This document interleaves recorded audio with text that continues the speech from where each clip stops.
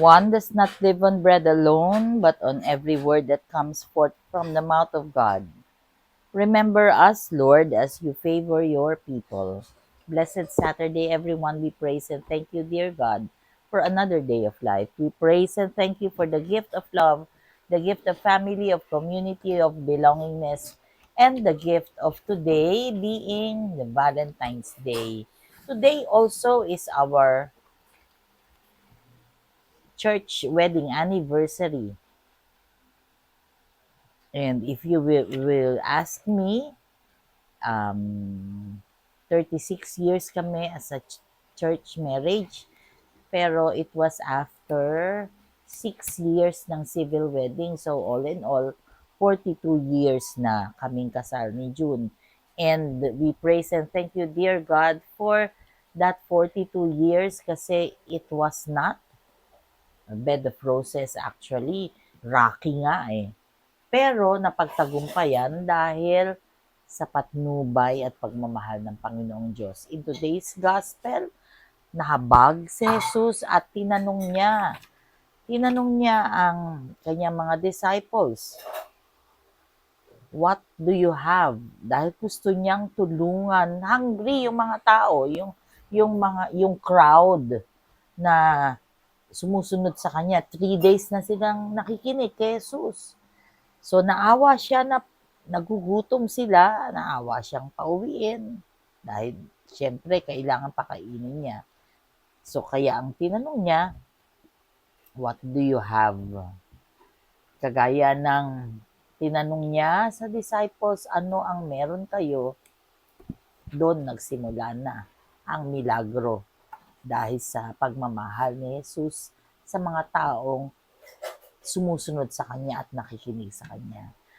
And because of that, yung meron sila, yun na ang nag-multiply. So doon pa lang sa pagtatanong na yon at sa pagsasabi kung ano ang meron, katulad din natin, it is a reminder for us to think and to realize ano ba ang pwede nating i-offer. What else do we have that we can give?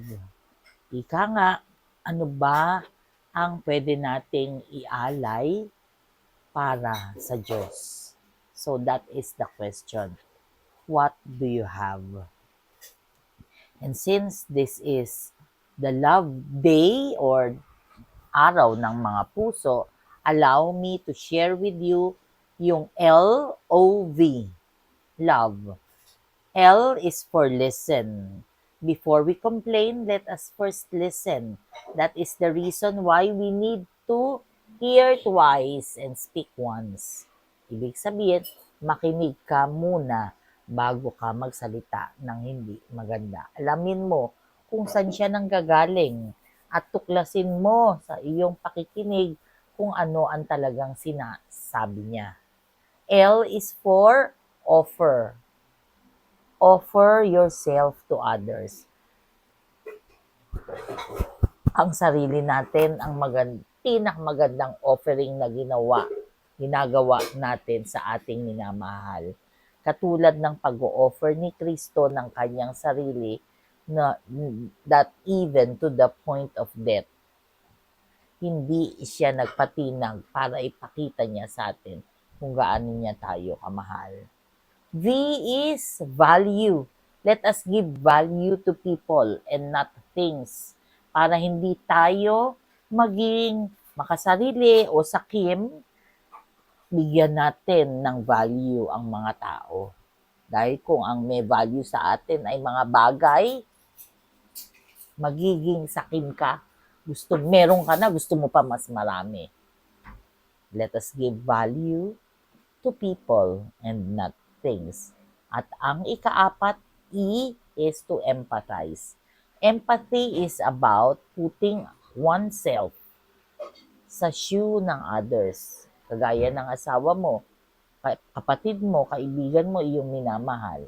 Tignan mo kung paano kaya ikaw kung ikaw ay nandoon sa kanyang kalagayan. Magiging masaya ka ba? Napapagod ka ba? Malungkot ka ba? Namumroblema ka? When we learn to empathize, we will understand yung kapartner natin. Maunawaan natin kung bakit ba maintang ulo niya? San ba siya nanggagaling? Ano bang pinanggagalingan ng nginunguy niya o ng kanyang sinasabi? Katulad ng nasa first reading si Jeroboam, siya ay insecured na leader.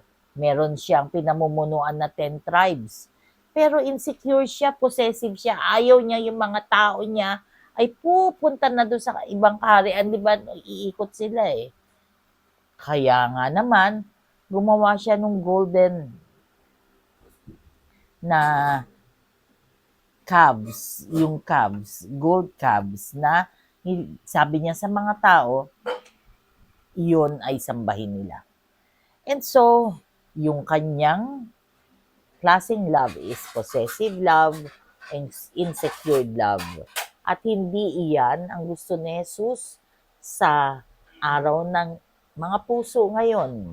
Kagaya nga ng sinabi ko kanina, si Jesus ay nagbigay ng kanyang sarili. Selfless love. And so, we want selfless love. And we can also give that selfless love. Let us pray. Lord God, we are sorry for our sins, either of commission or omission. We pray for healing of those who are sick, those who are requesting for prayers, and those who are praying with us right here, right now. Panginoon, sa espesyal na araw na ito, maging selfless po sana kami sa aming pagmamahal sa aming spouses. Naway, ikaw po ang manguna sa aming relationship upang ito po ay magtagumpay at patuloy hanggang sa huling hininga namin. Panginoon, we lift up to you those who are requesting for prayers, those who are sick, those who are praying with us right here, right now. Be with us always and in all ways and allow your presence in our lives to manifest. All this we pray in your mighty name through the intercession of our Blessed Mama Mary. Amen. Happy Valentine's. God bless.